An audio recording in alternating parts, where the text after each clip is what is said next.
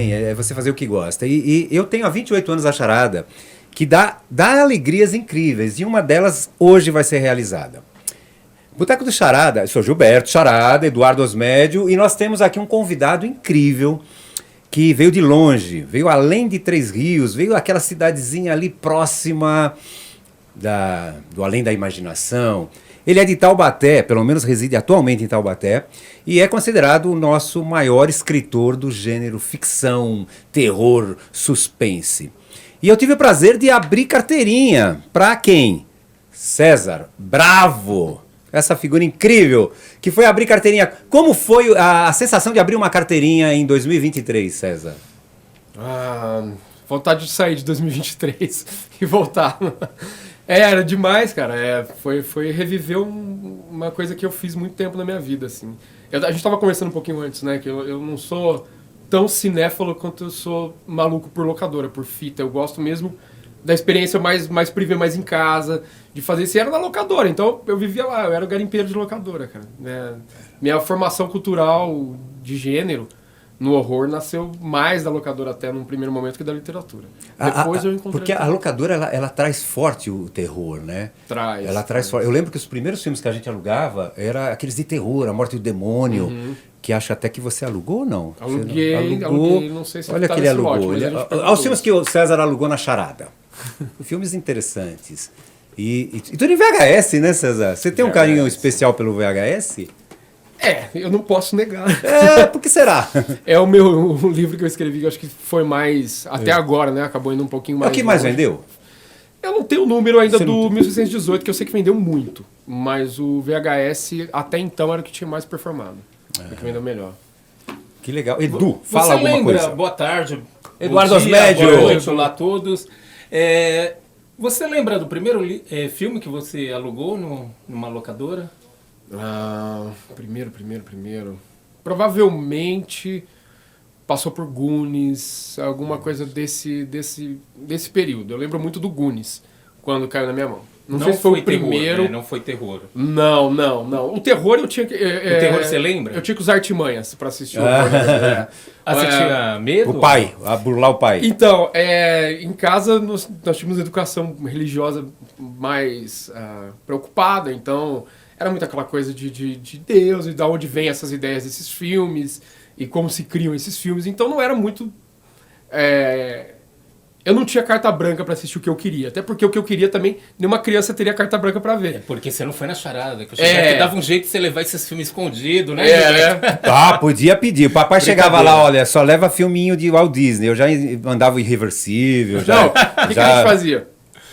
Eu tinha um amigo, chamava Daniel até, o pai dele era açougueiro, eu lembro de detalhes porque foi importantíssimo na época isso pra mim. E a gente se reunia na casa desse Daniel, que ele sentia a carta branca pra alugar qualquer coisa. Então a gente alugava 10, 15 filmes, ficava o dia inteiro, cara. Assistindo dias, assim, consumindo terror. Eu rachava no final ali e eu ia ver na casa dele. Aí levava todos os medos pra minha casa à noite, não deixava ninguém dormir, ficava apavorado. Mas eu frequentei o horror desde muito cedo por isso, burlando a minha casa, vamos dizer assim. Eu não podia ver em casa, ok. Mas ninguém sabia o que eu fazia na casa dos meus amigos, então eu via lá. Era bem isso. Lá era tipo a válvula de escape, né? Cara, era o oásis. Era maravilhoso, assim, era um quarto mofado, né, horrível, uma TV birosqueta. E, cara, tipo, sei lá, 10 moleque lá, tudo empilhado, assim, assistir filme de terror. Um calor do caramba, cara, tudo fechado pra ficar escuro. Uma experiência traumatizante no mínimo. Eu lembro que eu também tive uma experiência que foi A Morte do Demônio mesmo, que eu aluguei. Foi o primeiro com um amigo, só que a gente levou as meninas da escola pra assustá-la. A gente quis ser Nenhuma menina a gente saiu assustado, mano, correndo. Sim, que papelão. Foi uma vergonha. Cara, sempre que tinha esse tipo de encontro, sempre. Se tivesse uma menina, era mais corajosa. Sem exceção. Sempre. Eu, por exemplo, eu virei escritor de horror. Eu era um dos mais banana, cara. Mas na hora não, era todo machão. Chegava em casa, cara, aquelas imagens vinham. Agora eu tô com a Sara, minha filha, tem 6 aninhos. E, cara, ela fala pra mim, papai, às vezes eu vou dormir e a minha cabeça fica cheia de imagens que eu vi de dia. Eu falo, cara, é genética essa porra. Caramba. Porque eu era do mesmo jeito. De dia não tinha problema nenhum com o que eu visse. Fechava o olho à noite, quietinho no quarto ali, aí vinha essas imagens. Aí eu ficava apavorado, porque era Evil Dead, era Exorcista, era... Cara, não tinha limite porque a gente assistia, né? Um monte de moleque pegando qualquer tipo de filme. De horror ainda. De horror. Você acha que foi daí que surgiu o escritor, a influência do escritor de horror? Eu sempre fui muito de tentar entender e tentar confrontar o que me trava. E o horror, o medo, me travava muito. E quanto mais ele me travava, mais eu desafiava. Mais eu ia assistindo, mais me travava. Isso ficava acontecendo sem parar. Até o momento que eu percebi que o horror, na verdade, estava me curando desses medos malucos que eu tinha. E a partir daí é que surge a escrita, a paixão pelo gênero mesmo, porque passou a me entreter. Quando ele parou de me apavorar, ele passou a me entreter muito. Não tinha mais graça ver outro gênero. Que Foi interessante. Mas você sabe do... Bom, a gente está falando com o César Bravo, que é o maior escritor.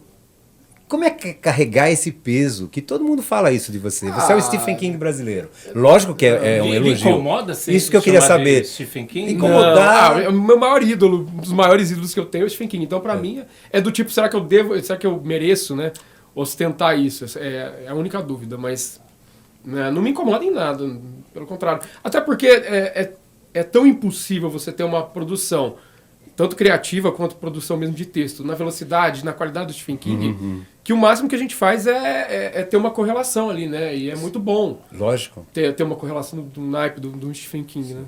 E sobre ser o maior, não sei se eu sou, cara. Eu acho que pode ter um moleque lá no quarto ainda preso, ninguém viu ele. Sim. E ele Sim. ser um gênio.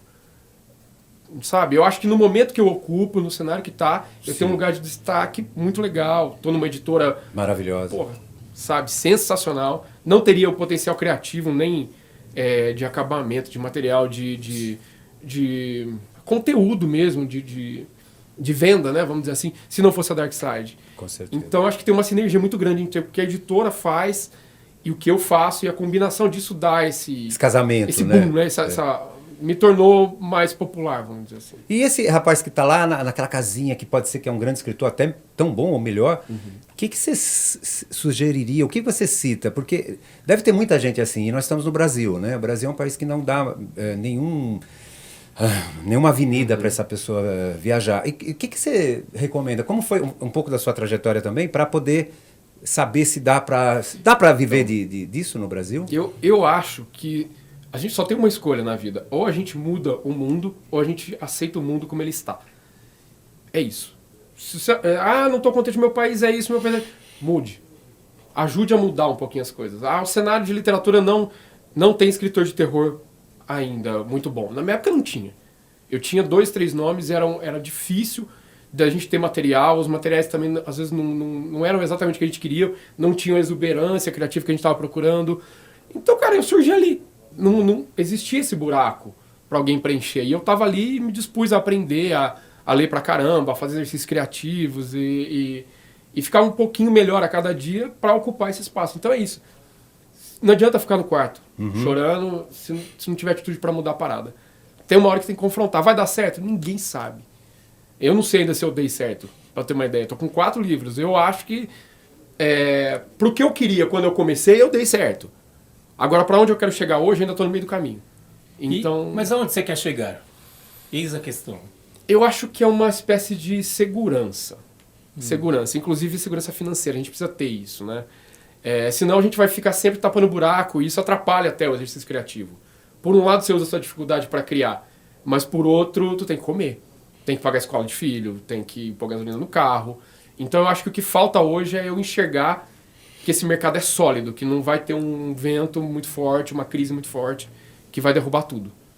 Eu acho que eu tô nesse caminho tô quase lá, eu consigo ver isso acontecer já, mas ainda tem uns aninhos ali para isso virar fato. Eu acho que a minha busca é essa, hoje não é mais ser conhecido ou só um material de qualidade, isso tudo eu já tenho. Eu quero mesmo essa segurança e ver um mercado que fomente a literatura, o horror, que acredite na ficção. Dentro disso, quando a gente vai poder ver alguma obra sua nas telas? Tem alguma ideia futuramente aí ou não? Tem.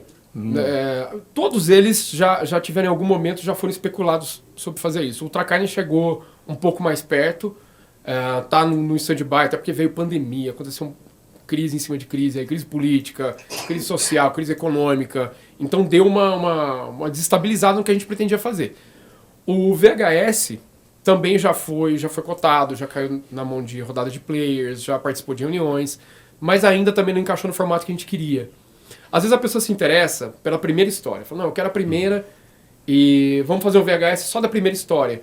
E aí eu acho que tem tanta coisa maior, mais rica a ser explorada que não me interessou. Entendeu? Você tem uma preferência?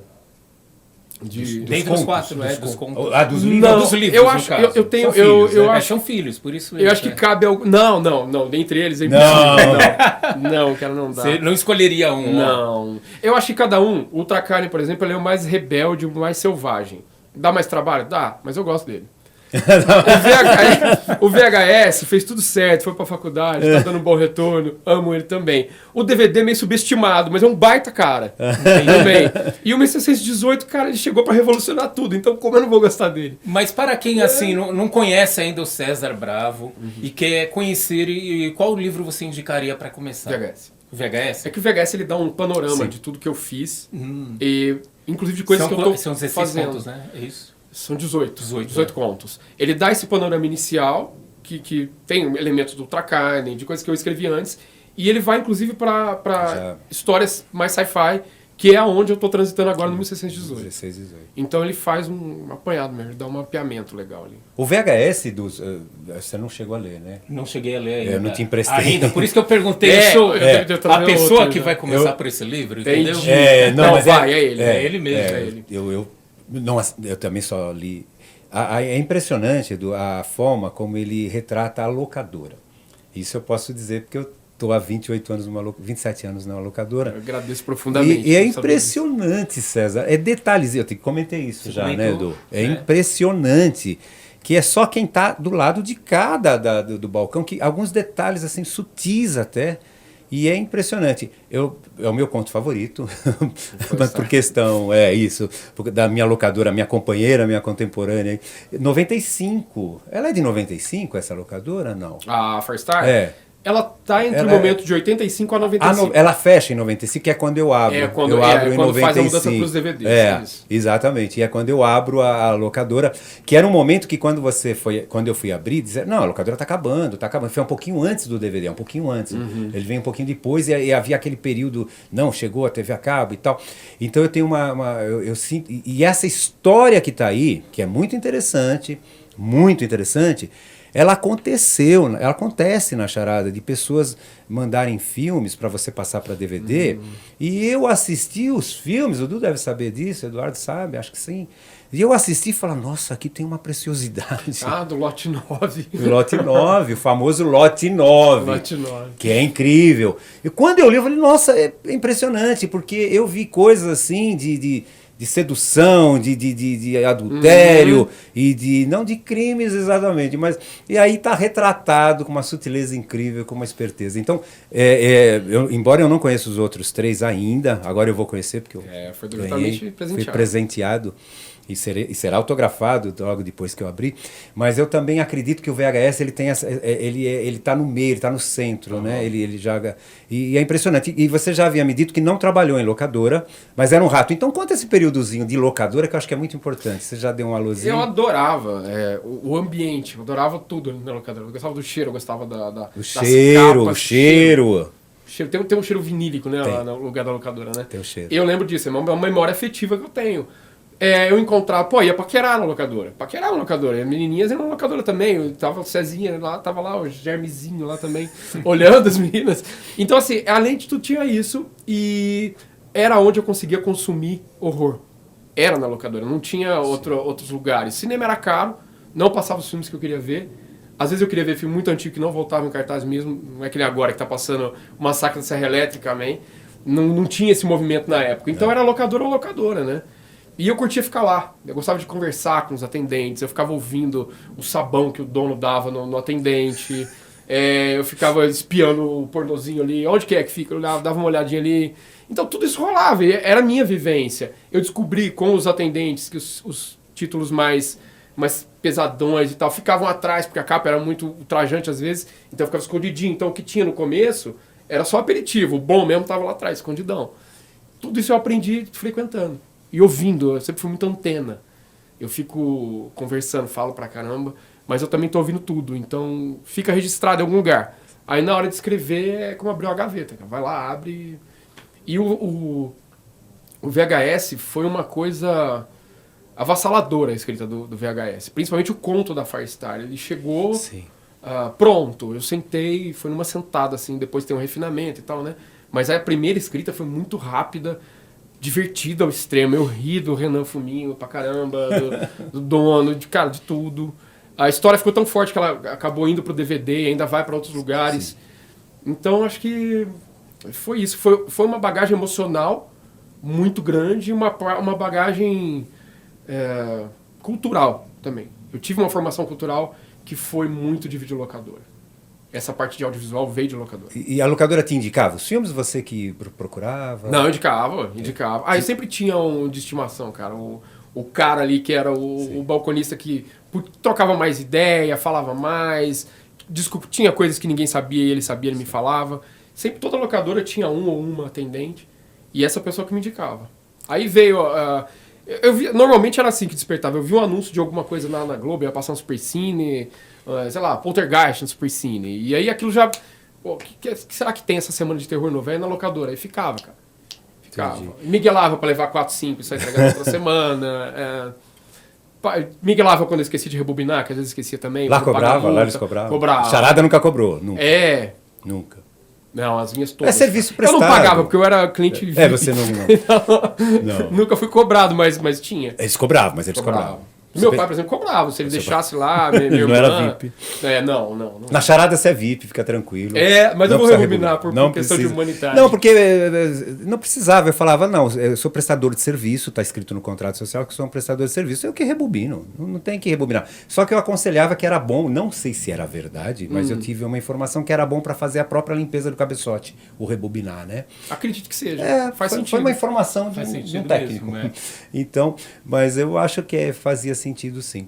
E eu nunca cobrei, realmente, eu acho um absurdo cobrar, porque, puxa, o cliente, o cara vai na sua loja. Ele era uma mãe. Você vai na sua loja. 20 anos. Cara, o dia que eu vi o Gilberto, a primeira vez que eu olhei pra ele assim, primeira coisa, John Carpenter. Imediatamente eu relacionei ele. Você falou, eu tava na fila, você falou. Eu sou doido no John Carpenter. Então, assim, eu já gostei imediatamente do Gilberto só pelo shape. De ver, né? Tipo, aí ele me conheceu e falou: não, aí tu vai conversar com o cara de uma maciez, cara polido, um cara interessado. Não, é gente fina. Pô, sabe que obrigado, César. Cara, não. Eu lembro que eu aluguei, eu acho que Boulevard de um Crime. E sumiu esse filme, né? Tive uns probleminhas em casa, a mulher sumiu e tal. Daí eu fui devolver pra ele depois de 1 ano, Giba. Lembra disso? Lembro. Daí ele não me cobrou 1 ano, não. Cobrou um dia só uma diária. Não esquenta. A compensação tu tá aqui, cara. Você é uma mãe, mano. Não é melhor ter amizade do que ter um dinheiro que já poderia ter sido... Era um filme também que eu acho que não alugava, né? Não, mas isso acontecia direto. A pessoa ficava... Mas você vê, né? Você tá aqui. Se construiu um laço muito maior do que uma multa. Já a pessoa cobrava... Não rebobinou a fita tá suja, não sei pra quê. Eu sou pra isso, eu tô lá pra isso. O lá sempre foi forte ali mesmo. 1 ano de locação. Nossa, 1 ano é pouco. Não, mas teve gente que ficou mais. Foi bastante tempo. Teve gente que ficou mais. Foi quase 1 ano. Acontecia, sim. Acontecia de atrasar. Eu não cobrava. Atraso eu não cobrava. Só não sei se eu não gostava da pessoa. Era outra coisa. Fora que teve outro conto, que foi do último selo que eu aluguei. Pus no vídeo, tinha acabado de comprar um vídeo 7 cabeças e tal. Coloquei assistindo e ficou lá, né? Daí eu dormi no dia seguinte, saí. Quando eu voltei, cadê o vídeo e a TV? E o filme lá dentro. Lembra dessa história? E daí ele falou, não, depois você compra outra fita aí me traz. Era assim, era uma mãe. Era muito difícil ali. Não, sem contar que eu comprava para outras locadoras e ninguém me pagava. Aconteceu de tudo. Eu não sei como ainda... Tá vivo, sobrevivendo. Tô vivo, porque... Olha, eu sei. Paixão. Não, eu sei por quê, é paixão. Porque senão eu já tinha parado com isso aqui. Não, é paixão. É paixão. Cara, depois que você se apaixonou aqui, entrou no teu sistema... Sem dúvida. Não, eu sei o porquê que eu tô vivo, é por causa da paixão. Né? Mas o que eu quis dizer assim, eu não sei como eu ainda tenho condição de ter a minha paixão. Porque eu tenho que pagar aluguel, tenho que pagar...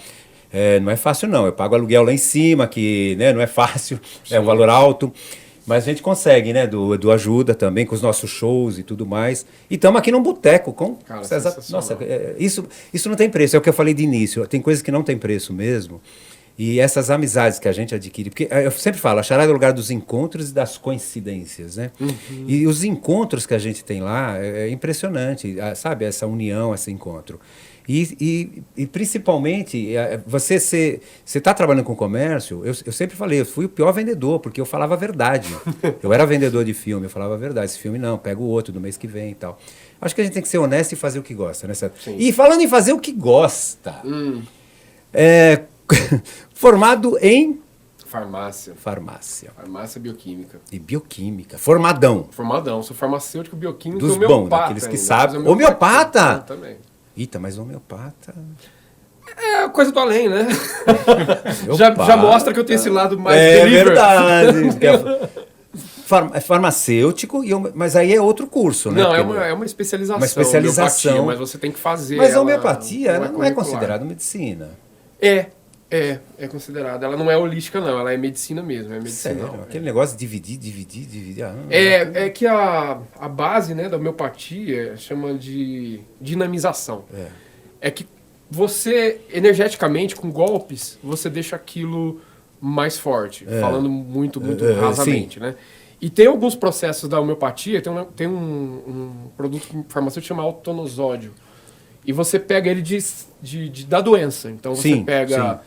sei lá, uma verruga, que seja moléstia ou uma alergia. Você pega aquilo, dinamiza, e as pessoas realmente se curam. É a longo prazo. Placebo, não. O autonosódio eu vi coisas que eu não sei explicar. Eu vi coisas bem de tipo pneumonia, de desenganar, assim. Pode ser o corpo que reage? Pode. Sim. Igual pode uma aspirina também, seu corpo às vezes que dá uma... Mas eu não sabia, da homeopatia eu não sabia. Mas e na farmácia, que é uma coisa, que é a sua profissão, né? Minha profissão mãe, é a primeira. E com relação à literatura... Madrasta, eu costumo dizer que é uma profissão madrasta. E ficou muito tempo, César? Foi muito tempo? Fiquei. Eu me formei... Eu me formei em 2002. E trabalhei nisso até 2015, 2016. Pouco antes do primeiro. O Ultra Carne eu escrevi no balcão da drogaria. Eu atendi um cliente ali, tinha um espaço. As situações ajudaram algum... Tem muito personagem. O personagem, a gente pega um pedacinho de cada um, né? Imagino. Pra fazer. Então, principalmente em contos me ajuda muito essa fase da farmácia. E depois eu saí da farmácia, montei uma empresa de construção civil. Pequenos reparos, reforma grande, tudo que dessa praia aí. E aí foi mais louco ainda, que aí eu pegava aquelas coisas que ninguém queria fazer, aquele serviço tipo ninho de pombo no sótão, uma coisa bizarra. E aí nasceu... Ó bizarro. Mas aí nasciam histórias disso, porque era tão incômodo que eu falava, cara, como é que eu vou conviver com isso que eu fiz? Que coisa. Eu vou sentar e escrever. E escrevia. E foram minhas primeiras histórias da Amazon que me tornaram mais popular no primeiro momento, me apresentaram para youtubers, para blogueiros, né? Para quem era mais especialista, vamos dizer assim, no gênero, né? Veio daí. E depois, logicamente... o drama, a farmácia, ela tem uma carga de drama humano. Isso que eu ia... Exatamente, porque ali é doença, né? Não só doença, vai para beleza também, vai outras coisas. Mas ela tem uma carga que eu acho que deu elemento muito interessante. Ela tem uma coisa de inevitabilidade. Às vezes o balcão da drogaria tem isso. Ninguém vai lá se puder evitar. Isso. Entendeu? Então, assim, no balcão tem que estar disposto a receber pessoas que não querem estar ali. Já começa por aí. Sabe? Ninguém está ali... O cara está comprando um remédio, sei lá, um tamoxifeno, que é para oncologia. É até difícil você dar bom dia para aquele cara. Que bom dia ele está tendo ali, aquela senhora, sabe? Então tem que ter muito feeling para lidar com isso e não se contaminar tanto com aquela carga energética na hora que você vai embora, porque é inevitável. Tu ouve desgraceiro o dia inteiro. Ajuda, né? Porque o médico de povo, vamos dizer assim, o primeiro médico do povo é o farmacêutico. Ainda é. Pelo menos tem, né? Aquela atitude de cura, né? Então tu volta para casa sobrecarregado e tal. Aí é o Edu que vai entrar nesse campo. E a música? Como é que chegou e que momento ela chega? A música quase chegou para ganhar tudo. Meu primeiro impulso artístico foi música. Eu não conseguia pensar outra coisa. Foi no rock? Foi rock. Né? Metal, Qual banda que te pegou? Cara, a primeira de todas foi Guns N' Roses. Hard Rock, foi. Aí depois eu conheci Você foi a algum show? Aqui ou não? Do Guns, não. Eu tenho um problema com o público. Cara, sim. E quando tem muita aglomeração de humano, vai dar merda, eu não vou. Desculpa o palavrão. Mas eu tenho essa coisa de aglomerou muita gente, eu tendo a não ir. Eu fui depois, eu fui Ozzy, Megadeth, Black Sabbath também com o Dio, que era o Heaven and Hell, eu fui também. Peguei alguns shows bons. Mas nessa primeira época, não. Quando eu tocava, não ia em show. Era só eu mesmo. E você toca guitarra, né? Guitarra. Violão, guitarra, canta. Instrumentos com cordas. Que legal. Cantar era passar vergonha, mas... vergonha? passava mais vergonha. Então, eu fiquei sabendo que você tem uma banda, teve, né? Uma banda, chama Las Cabeiras, como que é? Calaveiras. Calaveiras. Era uma banda de... Você Calaveiras. gravou o som próprio, tudo, A gente né? fez uma gravação. Era E onde que a banda- gente pode ouvir isso? Não Existe algum pode, não lugar? pode. Não. Cara, Sério? a única pessoa moderna que ouviu isso foi minha filha, a Sara. Ela ouviu? Ela ouviu. Porque Ela ela exigiu. gostou? Ela gostou, ela amou. Mas você poderia tocar mas eu acho... pra ela Não, aqui, não, pegar não, o violão aqui, ó. Não, hoje não. Pô, fazer uma canjinha aqui, ó, Não, violão não. aqui, Essa mostrar canja a vai música. azedar no primeiro acorde. Mas foi na... A Sara conseguiu, minha esposa não conseguiu até hoje. E ela ficou até brava. Falou assim, não, mas ela tem 6 anos já conseguiu, que eu não consegui em 15. Mas ela gostou, então? Gostou. Então, criança é sincera. Ou então quer agradar o pai, né? Eu acho que não, criança é bem sincera. Tá chegando sei lá. Páscoa. Será? Daí já começa a Mas perceber. eu tive essa primeira, né, que a gente fazia inédita, mas era uma coisa mais de 2, 3 pessoas só. E aí eu tive bandas covers. Qual eu que era a tive formação algumas. dessa daí? Essa era Violão. eu, era vocal, guitarra, né? Quando tinha o baterista ensaiar. e não tinha baixo. Então, assim, era maravilhoso mesmo. Tem gente que tem problema com baixista e baterista, são os principais. Né? Baterista. É por isso que a gente toca guitarra, porque é difícil, eu acho que é difícil ser baixista. É a cozinha, né, cara? Baixista e baterista, se o cara errar, ele tropeça o resto, né? O guitarrista, ele dá pra ele errar ainda, ele dá uma titubeada, Né, ali, Edu? se, Dá pra errar, né, Edu? se recupera. Quando eu toco baixo, eu tocava tenso, porque eu falei, se errar uma nota ferrou tudo. E foi guitarrista não, aquela- mano. Guitarrista é fácil demais tocar guitarra. Entre então. aspas, né?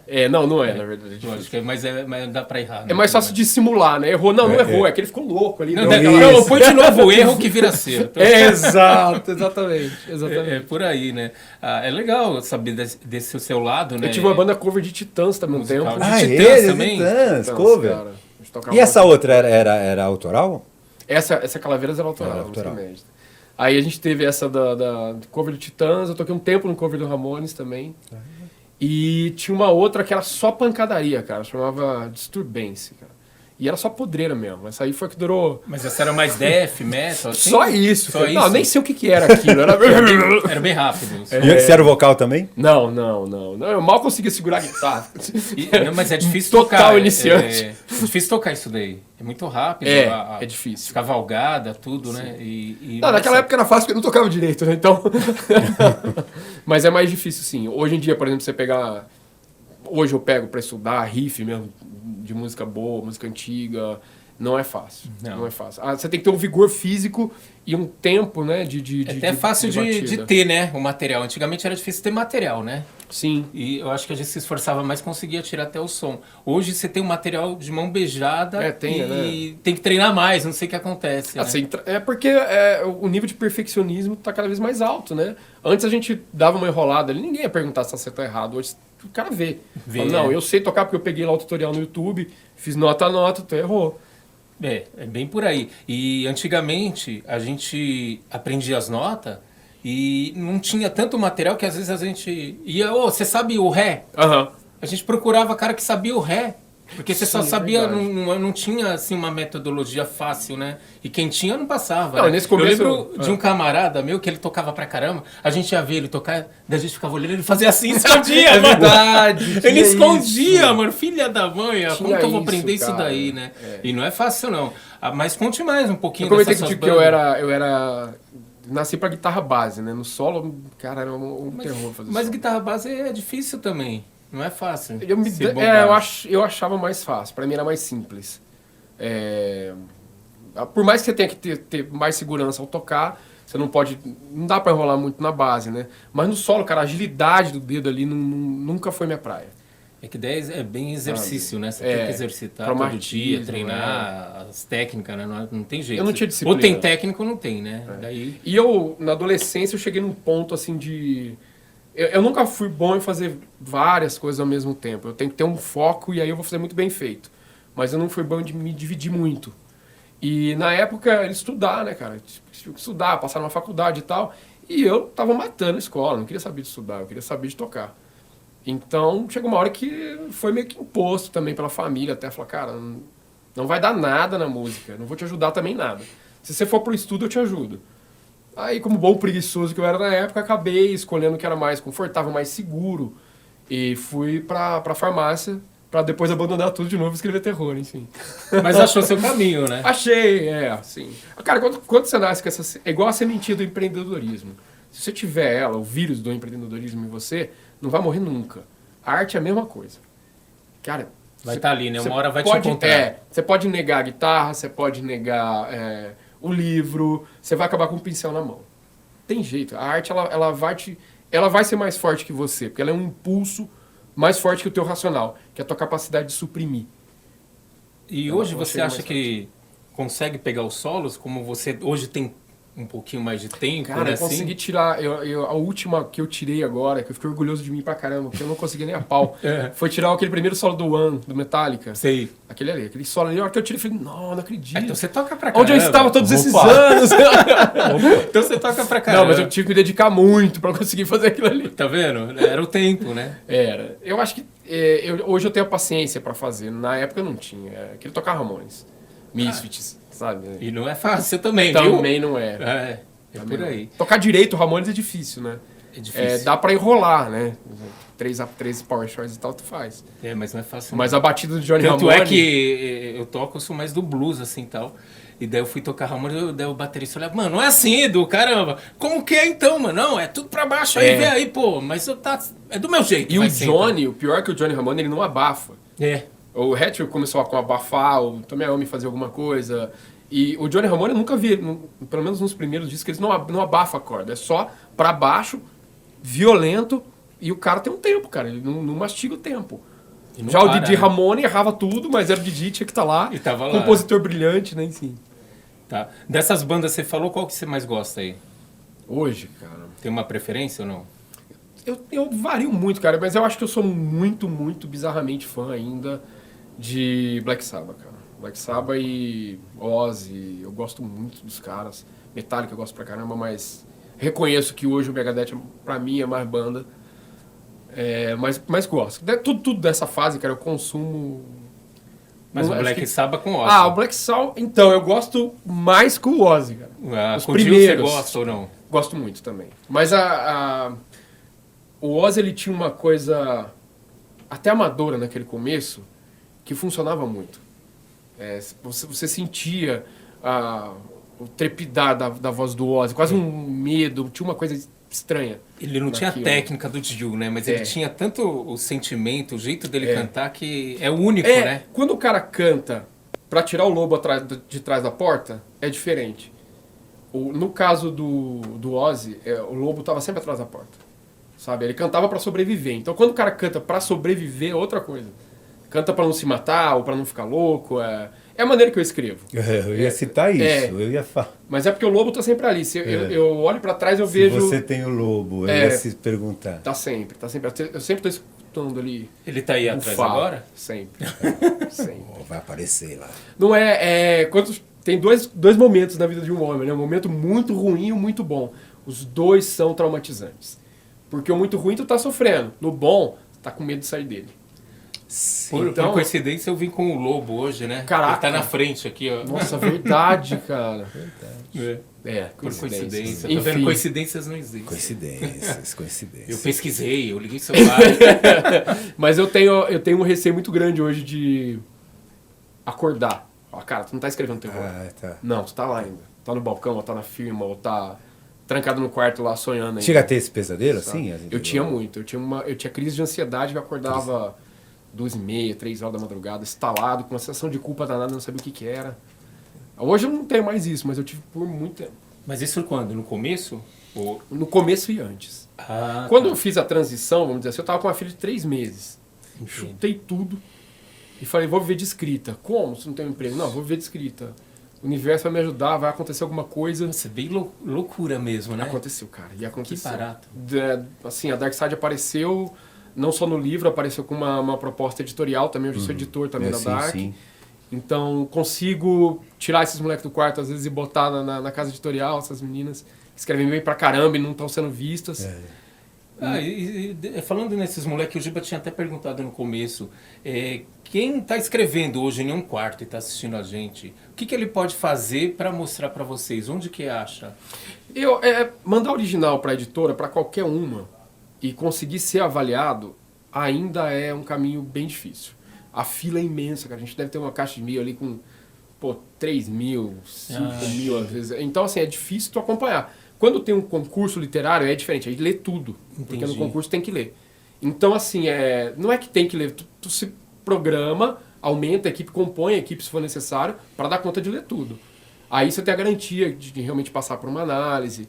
Cara, os meus livros que eu mandei pra Dark lá no começo, esses dias eu tava vendo os e-mails, caraca, nem eu cheguei a ler eles ainda. Então, sério, assim, isso? você tem uma ideia. Que barato. E a Dark é muito disputada, é muito menina do olho. A Dark ela é especializada e hoje em é terror, fantasia. E fantasia. É legal. Mas agora a Dark também tem umas linhas mais filosóficas, tem quadrinho, tá expandindo muito. Hoje você tem todo tipo de literatura, vai atender todo o público, sabe? Não tem um segmento romance, tem também romance que não seja sobrenatural, inclusive. Então você tá atendendo todo tipo de público hoje. E sempre com essa qualidade diferenciada, Então, né? isso é avassaladora a qualidade da Dark. Né? Impressionante. Esse aqui é...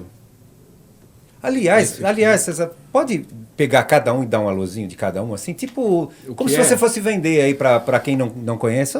Pode falar até pela ordem, esse é o primeiro. Do jeito que você quiser. Só para ir mostrando também, seria muito legal. Este aqui, vamos lá. Esse aqui é o primeiro, Ultra Carlin. Ultra Carlin é de 2017.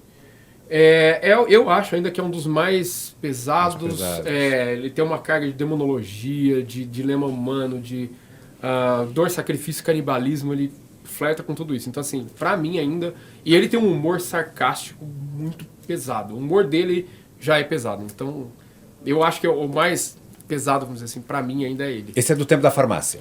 Esse foi o que eu escrevi no Palco da Farmácia. Durante o período. Ele tem essa energia obscura que eu senti na época também. Talvez sabe? Trouxe, né? Não, com certeza. Com certeza ele trouxe. tem essa carga energética. Quando eu li a Clive Barker lá atrás, o livro de sangue, até saiu pela Macabra, que é da Dark também, Darkside, é um selo. É uma parceira, na verdade, uma editora parceira. E eles trouxeram toda a obra do Barker, tá vindo aos poucos. Mas o livro de sangue veio todos. Eu só senti alguém falar pra mim algo parecido, de ranço de literatura, de você carregar a energia do livro no Ultra Carne. Então, assim, eu sei que eu senti isso com o Barker, e eu tive leitores que tiram a mesma coisa com o Ultra. Que foi aquela coisa do, cara, tem alguma coisa me acompanhando desde que eu li esse livro. E eu senti nele. Foi premiado, né? Você... O que chegou no... O que chegou no prêmio foi o DVD. O DVD. Chegou o Jabuti, isso. O DVD. Ele chegou até a final do Jabuti e aí não levou o pequeno tartarugo pra casa, mas chegou lá. Mas chegou na final. Lá. Incomodou. Aí depois do Ultra veio o VHS. Que dá uma... O VHS é a locadora pra mim, meu pagamento, eu acho que pras locadoras. Eu me senti assim, pago, né? Como você usou o termo. Pô, obrigado. Puxa, eu me senti assim, não é pago, recompensado. Recompensado. Reconhecido e saber, como eu senti também no Cinemagia, né? Do Alan Oliveira, que fez o filme falando das locadoras. Vocês foram lá, no lançamento do VHS? Por isso que eu entrei aqui de surdina, para dizer que nesse dia, foi um daqueles dias que eu falei, Du, aguenta as pontas aí que eu vou sair, que eu tenho um compromisso. Ele pensou que era outra coisa, mas era isso, viu, Du? Eu estava lá... Olha, era uma coisa grande. Ele sempre pensa a coisa errada. Nesse dia eu fui lá no meu amigo Paulo, na Connection. E foi maravilhoso, eu encontrei... Eu estava na fila lá e ele já me viu de longe e falou, quem tá lá?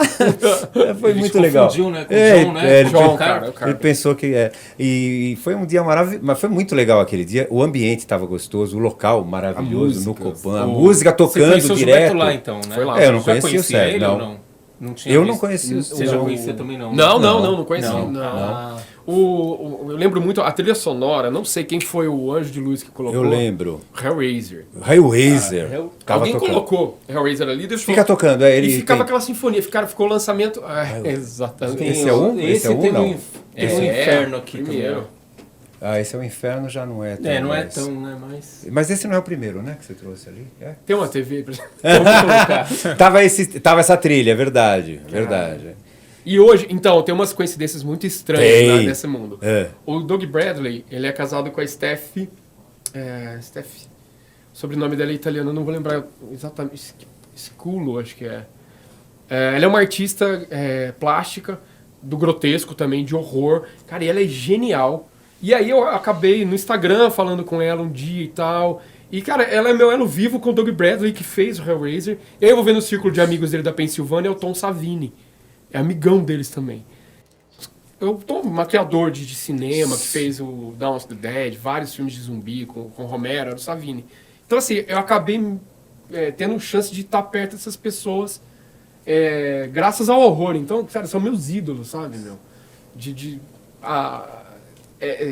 Saber que você tem uma existência notada por essas entidades superiores é demais. Tá acontecendo, né? E do VHS lá, a gente foi numa locadora e foi um parentezinho. O Paulo cedeu a chave não sei se você chegou a subir. Subi. Subiu? Subi. Que é aquilo, César? Subi. Mas acho que não Incrível, foi né? na. Será que foi quando nós subimos com uma Eu não equipe? lembro se eu tava com. Tava o Getro junto, você lembra? Eu acho que eu já tava. Então você estava junto naquela subida. Você estava Foi junto. todo mundo, então, né? Porque eu lembro que estava o Getro, isso eu lembro bem. Ah, não, eu, o Getro tava lá. eu até fui num banheiro, numa das divisórias do banheiro, e fiz a mão. O Getro tem essa foto, que é a mão do Cinemagia. Então você subiu. Subi. Agora, ninguém está sabendo o que a gente está falando, é óbvio. Então fala você. Não, vai lá. Não, Pode continuar, imagina. É que é o seguinte, lá no Copan, na construção do Copan, que é aquela obra incrível do Neymar aqui em São Paulo, tinha muitos funcionários, e os banheiros eram enormes, numa parte assim, de mezanino, mas enorme, enorme, é coisa absurda. E o Paulo cedeu a chave pra gente, para subir lá, para verificar. Vai lá conhecer o banheiro do Copan. Aquilo é um filme de terror. Cara. Aí a gente subiu, o negócio meio escuro. Eu não sei se tinha mais gente que estava lá, mas tinha. O Alan Oliveira estava com certeza, o Getro com certeza, e um amigo nosso, Kleber, também estava lá, por isso que eu dei uma olhadinha. Pumes, não tinha uns. Tinha uns negócios. E eram 2 ou 3, não era só Eu um. não lembro se a gente foi junto. Eu lembro disso, e eu lembro do lugar em cima da locadora. Ah, sim, não, aí era a locadora dele mesmo, né? Que é a parte de VHS. Não, então eu não e tal. fui lá, eu fui em cima da locadora. Ah, então você não Não, foi eu onde eu tô acho falando, que você não não. foi nos banheiros do Eu Copan. tenho uma memória vaga, mas eu tinha tomado muita Heineken aquele dia, então não. Era Heineken, eu lembro que era Heineken, eu vi muito Pode de ser uma Heineken. memória fabricada pela fada verde da Sim, Heineken. tinha a Heineken, não era a Heisenbach, não, mas era a Heineken. Mas lá, não, eu tô falando, é o banheiro do Copan, é um negócio tenebroso, eu não sei como ninguém ainda aproveitou. Nós subimos umas escadas... Cara, eu fui. Não fui com vocês não, mas eu fui. Mas E você foi? assustou? Fui. Não, é assustador. É estranho. Estranho. É estranho. É porque tem um ar estranho lá. Se- A energia é pesada. O lugar tem uma energia Já tem. estranha. Entendeu? E quando você tá ali já vamos dizer assim, se permitindo que essas energias te afetem, Elas você afetam. sente, cara. Sente. Tem coisa. É Um tenebroso. barulho, tu ouve uns barulhinhos, umas coisas que não E é tem tenebroso, porque são várias e várias cabines, assim, é um negócio assim Não faz sentido, não faz né? sentido. Não faz sentido. Hoje tem uma coisa surgindo na Deep Web também, que é isso. Eles vão para um lugar gigantesco, assim, parece um subsolo, e você vai entrando em lugares e aí, sei lá, tem um monstro, alguma coisa que vem atrás de você, e é um labirinto, não acaba nunca. É uma dessas não sei o termo, tem um termo, eu esqueci agora, creepypasta. E esse é bem famoso. E lembra um pouquinho, só que é mais bem iluminado que o banheiro. Nossa! O banheiro é mais E o iluminado. interessante é que ele é enorme, tem várias cabines, privadas, né, essas coisas, mas ele tem 3, eu não sei se você viu, você sobe mais um, é igualzinho, aí você sobe mais um, é igualzinho. Não. Poderia ficar lá, indo no banheiro ao mesmo tempo, acho que umas 500 pessoas. Umas 500 Nossa, é pessoas. gigante, Se assim, precisar de 500 enorme. pessoas, é só entregar a chave, pode ir. Que tem. Era um absurdo. E depois o Paulo comentou que é por causa da construção mesmo. Então, e ficou, porque o Copan tem uma construção estranha. E é tenebroso, é maravilhoso. E, Não, o Copan tem lendas tem magníficas, lendas, né? porque ali é uma cidade, né? E o Paulo diz que nós somos os únicos persistentes, os únicos, vamos dizer assim, que ainda persistem. Eu falei, mas você é fácil, você está no Copan, né? Vai lá em Sapopemba, onde você esteve. O que você achou de Sapopemba? Amei. Sério, de verdade. Amei, cara. Eu gosto desse ambiente de rua. Eu gosto Sapopemba onde fica a locadora Charada. Eu gosto de rua. É. Eu gosto de um lugar que eu não precise tomar cuidado como eu vou falar, como eu vou olhar, quem vai estar ali, entendeu? eu me sinto bem nesse tipo de ambiente. Legal. Então ali, Isso. circular por ali pra mim foi como circular numa cidade pequena. Eu gosto de pertencer a cidades Sei, pequenas. Eu não sei. me dou bem, por exemplo, na Paulista. Eu ia Sei, sobrar na sei, Paulista. sei, Eu não- sei. Ou no metrô, Sim. quando eu entro no metrô, parece que eu deixo de existir. Eu entro num invólucro onde tem um monte de grãozinho de arroz igual ali, sabe? Eu me sinto estranho. Sim, Em Sapopema não, eu me senti um indivíduo. Olha Igual eu só. me sinto em Taubaté, igual eu me sinto em alguns bairros do Rio de Janeiro.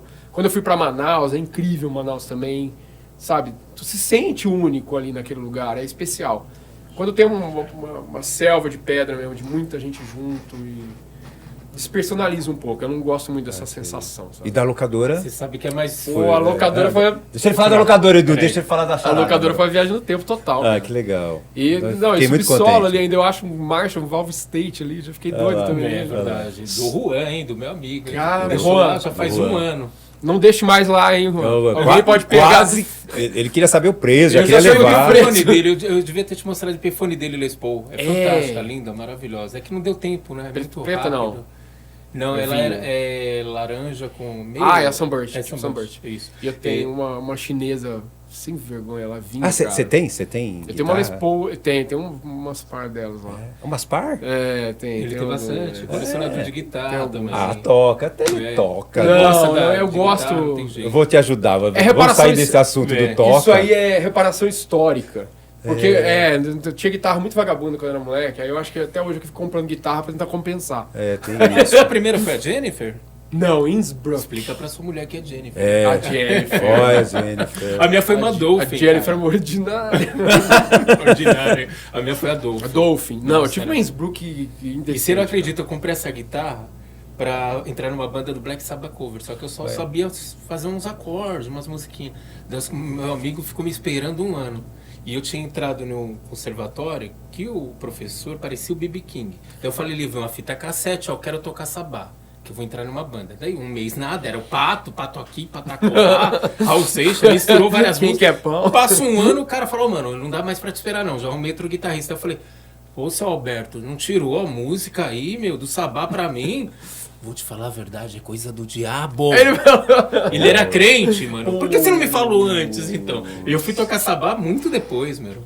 Pegar os riffs é complicado, Tem né? uma história engraçada disso, do Ultra Carne, cara. Um ministro de igreja, não sei se é de igreja evangélica, não sei se é ministro que chama. Eu sei que ele não era pastor, mas ele era pastor, mas Acima. ele aplicava um ministério, eu acho, alguma coisa. Eu acho que é ministro mesmo. Não Bom, sei. por Eu sei aí, que ele vai. dava aula pra uma galera lá de teologia e tal. E ele ligou falando que achou incrível o Ultra Carne. Nossa. Opa. Tem coisa errada. Eu falei, mas que parte? Ele falou, não, César, vou te explicar.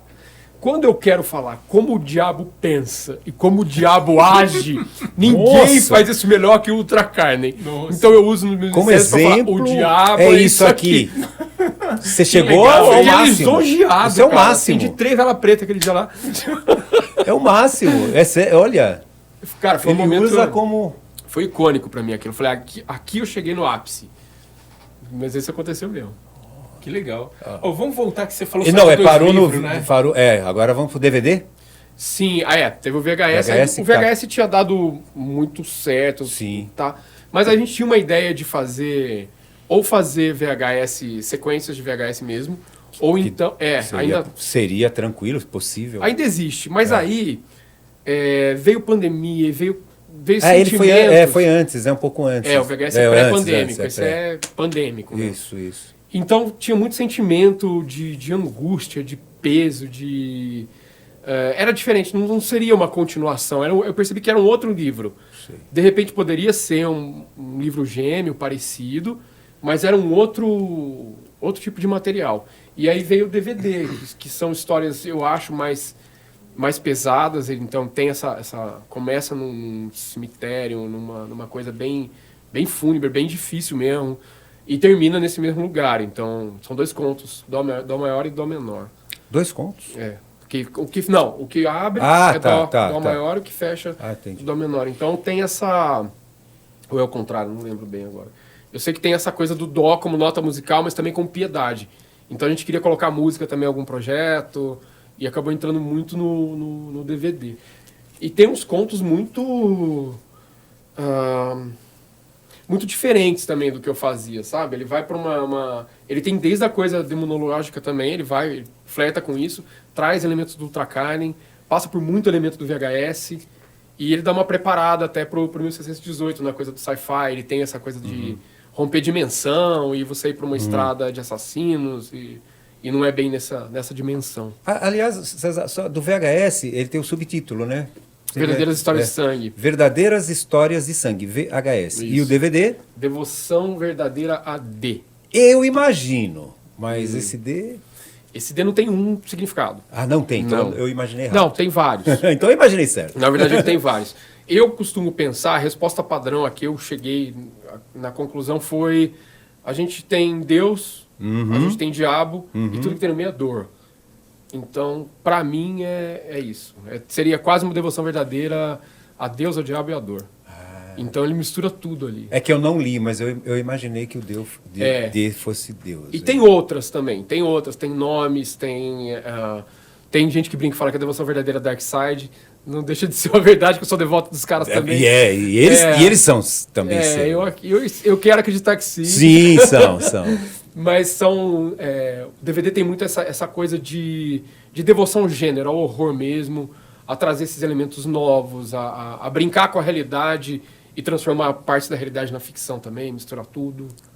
E eles foi vendido fora do Brasil também? Não. A gente faz... Ninguém ainda... Não, tem alguns leitores que fazem, mandam pra lá e tal. Não foi traduzido, assim. Traduzido estão. Ah, sim, estão traduzidos. Sim, mas ainda não chegamos num acordo de negócios para fazer isso acontecer. Provavelmente ainda vai ocorrer.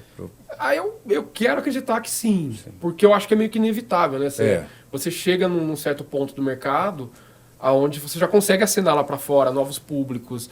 Vai existir um interesse de outras nações em conhecer o que a gente faz aqui também. Com certeza. Já existe, né? Então, é que é um material que é bem peculiar, assim. Então tem que ter esse trabalho audiovisual também nas capas. Sim, tudo. Audiovisual, desculpa. Visual nas capas. Isso. Chama bem a atenção. Bastante mesmo. Para ser um produto de consumo que tem essa coisa... eu compraria né, de você querer pegar na mão. Eu compraria o livro pela capa. Né? Que eu corria muito na locadora, né? Na Dark eu compro tudo. Eu compraria tudo. Cara, é bem nesse estilo, né? A editora é genial. A locadora tinha muito legal. isso, alugar pela capa, né? Tinha muito isso.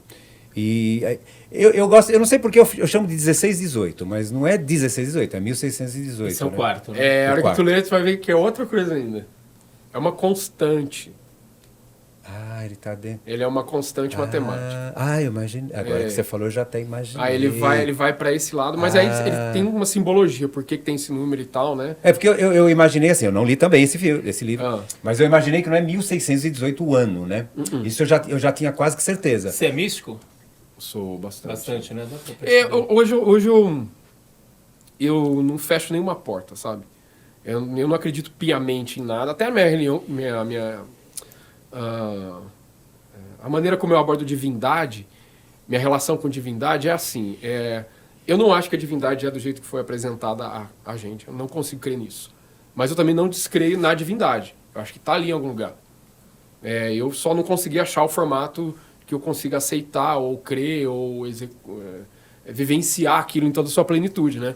E eu acho que é a mesma coisa, cara, com tecnologia, com dimensão paralela, multiverso, tudo isso eu nunca fecho a porta, sabe? Se cair um negócio aqui, pode ter sido um vento, equilíbrio, ou alguém empurrou. Ciência. Eu vou deixar tudo aberto, né? Tudo, entendi. Pode Entendeu? ser tudo, eu entendo perfeitamente. Até que você vai chegando na quântica, né? Ela chega um ponto da física quântica que ela é quase habita o território da magia ali, uma coisa... Louca, né? Essas coisas mais transcendentes da quântica, né? Mais filosóficas, mais ainda de cálculo. Você entra quase no território da magia, onde, dependendo como você pensa, canaliza e executa. Isso é magia. No final é tudo matemática. Né? A música é matemática. A música é matemática também. Esse tem isso também. 16, 18, então, tá indo por aí. Assim, ele vai. Uma sequência... Ele habita muito a região de rádio fantasma e televisão, transmissões fantasmas. Que a gente não sabe. Fantasma não é do fantasmagórico, que a gente não sabe de onde vem. É pirata, é de outro lugar, não é daqui, não tem uma explicação racional ainda, né, satisfatória. Aí ele vai para isso. E esse, mas você chegou a mostrar? Eu não percebi. Ah, não, Acho não, que não ergui ele ainda. Que é lindo esse Ele é. o trabalho da Dark. Não, esse aqui... Fantástico. Olha, esse aqui, poucas vezes eu vi um livro e eu cheguei a me emocionar mesmo de tipo... Como nublar é o que é olho, esse, cara. quando ele chegou o VHS, o DVD, chega na sua mão? Porque é o Então, seu filho que tá vindo. O primeiro né? impacto pra mim é muito visual, que quem manda pra mim normalmente as capas é o diretor da Dark mesmo, né? O meu parceirão ali, meu querido irmão. E quando chega, é ele que me manda. Então ele já me manda, eu já tô recebendo aquilo com uma carga emocional. Que eu falo, cara, vem de um cara que eu adoro. Tá. E aí chega uma brutalidade dessa. Cara, é um impacto assim de... Ele é um amplificador, né? Ele é quase um valve state É, aqui, né? ele tem. Tem, não tem? E o que ele faz aqui? Ele se comunica tanto com o multímetro, Muito legal, né, que mesmo. tem essa questão do amperímetro e tal, Ó, de né? arrepiar. Ó. É, isso que é o bom. E ele tem essa coisa musical minha também. Então você vê que todos esses... Os 4 tem, né? Muita Tem, música, tem. muita Eu, música. eu Todos lerei, têm. viu? Leia. Lerei. Eu acho que tu vai gostar bastante. Vai. Ele tem essa coisa com rádio, né? Ele mistura muito... Isso aqui é um aparelho. Mais ou menos um aparelho que está criado aqui dentro do livro para fazer uma função. Fantástico. Então ele é como se fosse um seguidor de frequência. Eu imaginei esse aparelho dessa maneira. Entendo. Dos Entendeu? 4, foi o VHS que fez mais barulho? Faz ainda, né? Esse aqui tá fazendo bastante também. Tá. Então eu não sei aonde É vai recente chegar. esse, né? Esse foi Esse não deu novembro tempo ainda, passado. né? Novembro. Esse não deu tempo ainda. Não, ele não fez Ele ainda tá naquele momento da curva onde ele tá só subindo. A gente não Mas sabe ele tá ainda entre os até mais onde tá vendidos. chegando. Tá. Você falou pra mim, Pode né? chegar. Ele tá entre os mais Tá, em vendidos. várias plataformas digitais ele arrebentou, cara. Ele foi o único meu até agora que chegou a competir de igual para igual com o catálogo internacional, assim, sabe? Então tá no meio Maravilha. dos Maravilha. 10, assim. Bom, você É sabe aquilo, que a gente é tá aquilo no, agora? no, Ai, no ai, ai. papo de boteco, Ai, né? ai, ai. Calma, não é aquilo agora. Ainda bem, acabando ainda nosso bem que não é tempo, aquilo. Infelizmente, tá acabando nosso tempo. Ah, bom. Mas ainda tem um tempinho, né? Que bom. Papo de boteco, a ideia é beber, encher Aham. a cara, né? Eu fiz Fizeram minha como... parte aqui. É, não era daqui pra a ter pouco feito. a gente bebe Não era um pra ter pouco feito. mais. Não, mas a ideia é o seguinte, é uma pergunta simples. Qual é a sua bebida preferida? Alcoólica, lógico. Preferida, cara. Eu acho que eu administro melhor a cerveja. Administra Mas eu melhor, gosto de assim. bourbon pra caramba, cara. Jack Eu Daniels. sabia que ele era um fã do Capitão Bourbon. Eu gosto. Capitão Bourbon! Ah, é? Exato, eu gosto. Você Eu sabe gosto que é bem. Capitão Bourbon? É uma banda, né? Ele tava falando pra mim, na parede ali da É charada. maravilhosa. Então, Por legal. sinal, maravilhosa. Mas a cerveja ainda, eu acho que... vinho eu não posso com vinho, é bebida do mal, vinho, cara. Não faz mal danado. Vodka, porra, dependendo do que tu tome, a amnésia certa. E o uísque, eu acho que eu tenho... o bourbon, eu acho que eu tenho um temperamento Ainda pra você beber. consegue Dá um segurar. temperamento. A vodka você não sabe o que você tá bebendo, cara. A hora que você vê, você já... Ela já chegou onde não devia. Dentro dessas experiências alcoólicas, saiu vários contos? Hemingway falava isso, escreva bêbado, edite sóbrio. E o Revise Carvana falava que no boteco é que saem as melhores ideias. Hugo A gente Carvana. teve ideias fantásticas no boteco. Fantásticas, assim. Na hora de escrever, eu escrevo são. Sim, Mas a ideia, a chama inicial... a experiência vem aqui, vem ó. de várias Vem coisas, aqui, né? E de sonho veio alguma já? Do sonho mesmo? Deixa eu Você tentar acordar e lembrar. pegar um... Eu tive música já de sonho. Ah, música. Música já. Nota, acordar com a melodia na cabeça. Olha. Música já. O que acontece comigo? Às vezes eu vou dormir pensando muito naquela Tentar, ideia. eu sei. E aí vem sempre no momento com água. É onde se manifesta. Ou eu tô, sei lá, lavando uma louça, aguando plantas, tomando banho que seja. Aí vem a ideia, parece que ela se materializa, ela vem mais pronta, sabe? Eu tenho esse canal. Sim. Com um sonho difícil, eu não lembro assim, especificamente de uma história, não. Provavelmente alguma daí, mas eu não lembro de ter. O que eu sonhei muito estranho foi nesse processo aqui. E meus livros, desde o Ultracarne, tem isso também. Eles dão paralisia do sono, sei lá porquê. Espera lá, nas pessoas?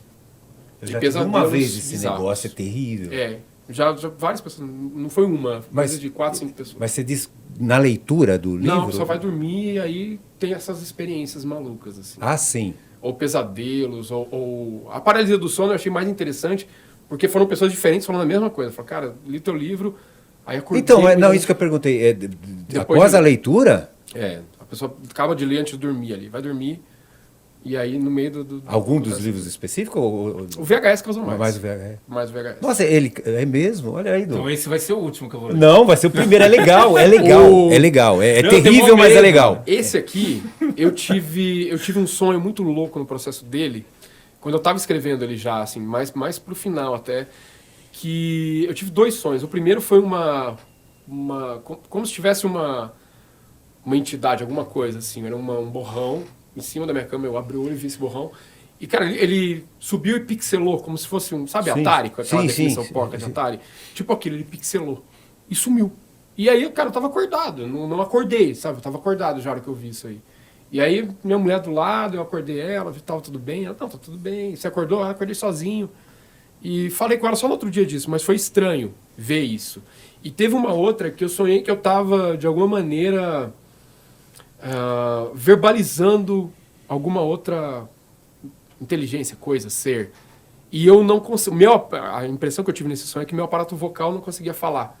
Então eu ficava estalando, como se fosse um lagarto, a língua fazendo esses sons. E eu acordei fazendo isso. E minha mulher chacoalhando, o que é? E eu não tô conseguindo falar. Aí eu soltei. Mas eu não sabia, eu não sei o que eu tinha que ter falado. Porque o meu aparato, teoricamente, meu aparato vocal não estava pronto para aquilo, mas eu tinha que ter falado alguma coisa. Foi no processo do 1618. No processo de 16. Mas é porque esse livro ele vai para um lugar bem estranho, bem diferente, sabe? Nossa, muito curioso. A parte de rádio, de transmissões que aparecem, são números. Tem uma rádio que são gritos, tem uma outra que é musiquinha de caixa de criança, tem uma que fica dando códigos sem parar. Você diz isso no livro? Não, na real, existe Você isso. fez uma pesquisa? Isso, uma pesquisa extensa sobre isso. Tem muito fenômeno Lógico, você não ia radiofônico, escrever. cara. Provavelmente. Então, eu ia até te perguntar, a pesquisa. Você não quer parar. Nossa. Você não quer parar. Mas porque- na pesquisa é séria, quer dizer, lógico, a pesquisa é não, séria, existe, mas eu elas digo. estão no ar ainda. Você tem uma... Aqui eu dou o endereço eletrônico numa das partes do livro. Você tem um site que tem a possibilidade de você explorar várias bandas de rádio, né? Uhum. E aí você consegue ouvir a sintonia certa e você vê que está em atividade ainda. Elas não são constantes, às vezes elas demoram 10, 15 anos e mandam uma outra mensagem do nada e entra de novo, porque não acontece mais nada. E tem umas que ficam direto. Tem uma rádio russa que ficou, se eu não me engano, foram 10 ou 15 anos, que ela entrou em inatividade, ninguém mais sabia o que era, e ela voltou com os códigos novos, diferentes do que ela fazia antes. E é sempre repetitivo, é o mesmo código, é como se fosse uma mensagem cifrada e tal. Isso não é ficção, isso Não, é. isso é real. Tem um mecanismo que chama a mão do soldado morto. É um mecanismo que eles acreditam que seja um mecanismo de resposta de grandes potências nucleares. Então, o que acontece? Se você bombardear uma grande nação que tem esse silo lá cheio de míssil, independente dela estar em atividade ou não ainda, esse mecanismo continua ativo. Então, se for bombardeado, não precisa ter ninguém para apertar o botão, ele vai responder imediatamente. Responde sozinho, entendeu? Você não precisa estar... Desde a Guerra Fria, isso diz que isso está em atividade ainda. Chama mão do soldado morto, é muito interessante. Morto. É porque é um mecanismo de resposta que não exige o contato humano. Então, se você atacar sei lá, Bielorrússia, você vai joga um negócio lá. Não precisa ter um bielorrusso lá para apertar botão. Não, caiu a bomba lá, ele vai jogar de volta para quem mandou. Isso explica muita coisa, hein? Entendeu? E há quem diga que essas cifras, né, que passam no rádio são instruções, orientações, sinais que deixam esse mecanismo ainda ativo. Ninguém sabe exatamente o que são essas E coisas. de extraterrestre vem alguma coisa? Aí já é ficção, obviamente, mas Aí tá no aí 16, eu não posso 18. comentar. Aí é que é o plot twist do milênio. O que acontece com a nossa tecnologia? O que eu acho? Principalmente a tecnologia analógica. A gente tá com um carrinho sem vergonha, numa pista de alta velocidade, que a gente não sabe quem construiu, quem comanda e para onde ela vai. Para mim, a tecnologia é isso. A gente está com o nosso carrinho. Cara, a gente não é o único carrinho nela. Então, eu acredito que existem muitos outros carrinhos passando. E, às vezes, no rádio, por exemplo, você pega esses sinais. Talvez seja daqui, cara. Sabe? Uma mensagem... A TV, por exemplo. Você pode ter coisas usando o sinal de TV analógico para fazer certos tipos de comunicação que ela está simplesmente ali. Ninguém sabe que ela existe. Ela não sabe que a gente existe, mas eles estão esbarrando no outro, sabe? A tecnologia pra mim é isso, é um veículo. Quem tá tripulando ela a gente não sabe. Olha só, hein? Boa, Esse tá no boa 16, analogia, 18. Né? Legal, né? Bom, chegamos ao momento... Agora né, é o momento assim, triste. Desculpa, viu, César? É um momento rápido. É triste, bate é triste. bola rapidinho, joga a bola, você escolhe a bola e chuta. Triste. Ai, Vamos meu lá. Deus. É triste. Álvares de Azevedo ou Edgar Allan Poe? Caraca. Cara, eu não posso tirar o Paul de nada, Paul. Wes Craven ou Mojica? Pô. Caraca. Eu vou roubar pro Mojica. O Mojica fez menos merda. O Escrever fez algumas. Boa. Steve Vai ou Hendrix? Hendrix. Ó, surpreendeu. Beatles ou Stones? Beatles. Aê, César! Eu amo Stones, mas Beatles. Por Pelé favor. ou Maradona? Maradona. Boa. Realmente me representa mais, cara. Pra mim também. Sócrates ou Neymar? Sócrates. Com certeza. E Deus ou o diabo? O ser humano. Boa saída, boa saída. Essa foi a minha resposta que eu dei, né? Lembra? Mas O ser pra humano, não correr o ser muito, humano. para não correr muito, como personagem, o diabo me atrai muito mais. Nossa, agora Boa. completou a minha Boa resposta. também. Porque bom, vamos lá. Um dia. Não, não devia entrar, mas deixa agora. Eu vou chutar. Me perguntaram: olha que legal, você vai fazer. Você é TJ? Eu falei: não, eu sou Gavião, né? Eu sou corintiano, não sou da torcida jovem. Não, aquela fita é Testemunha de Jeová. Eu falei: aquela fita? Porque tinha um emblema do Corinthians do lado de uma fita que eu ia passar para DVD. Uma fita. Você é TJ? Eu olhei, tava lá o emblema do Corinthians, falei, não, eu sou corintiano, né, e tal. Torcida jovem é outra. Não, eu pensei que você era da Testemunha de Jeová. Eu falei, não sou testemunha. Você é católico? Não sou católico. Você é evangélico? Não sou evangélico. Aí foi indo, né? Uhum. Aí chegou e falou, então você é espírita. Eu falei, não, então o que você é? Eu falei, O que faltou? Não faça essa pergunta. não faça a por pergunta favor. pra mim. Uhum. Eu falei, eu sou ateu. A menina deu 3 metros pra trás, ela saiu da locadora, ela recuou e falou, então você acredita no diabo? Eu falei, não, eu não acredito nem em Deus dar um e nem dicionário em pra diabo. Mas na boa, na paz. Não, nem em Deus, nem em diabo. Então você não acredita em nada. Eu falei, eu acredito em tudo, eu acredito no ser humano. Exato. E você falou exatamente isso. Por Sim. isso que eu tive que entrar e falar uma coisa que eu não gosto de falar, porque isso não dá, só dá prejuízo. Mas eu achei interessantíssimo, porque é por aí mesmo. O E assim, agnosticismo não, hoje. mas só concluindo, César, por favor, só para concluir de vez, porque aí você chutou, aí eu falei, agora eu vou ter que falar. Eu falei, mas entre Deus e o diabo, o diabo. Aham.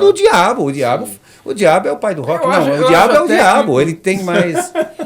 Se você pegar o Deus Velho Testamento, ele é mais cruel que o diabo. Muito mais, Na questão- mas muito mais. A espada da vingança que chega ali, bicho, o diabo tem tanta criatividade, Não tem. sabe? E você usa uma falange de anjo ainda pra fazer o trabalho sujo. É isso, Porra, exato. Não, cara. O diabo não, o Tem diabo que é tá aquilo. errado essa O diabo parada eu aí, sou entendeu? isso Não pode- aqui, ó. É por isso que eu sou agnóstico, porque não é que não exista, mas eu não consigo Não, o acreditar agnóstico é muito mais inteligente que o ateu. nessa- Mas eu sou agnóstico. é mais inteligente, porque ele deixa uma margem. Não, deixa como uma escritor de margem. ficção, eu não posso fechar todas as portas. até senão, porque- não crio, né? Não Até consegue. porque.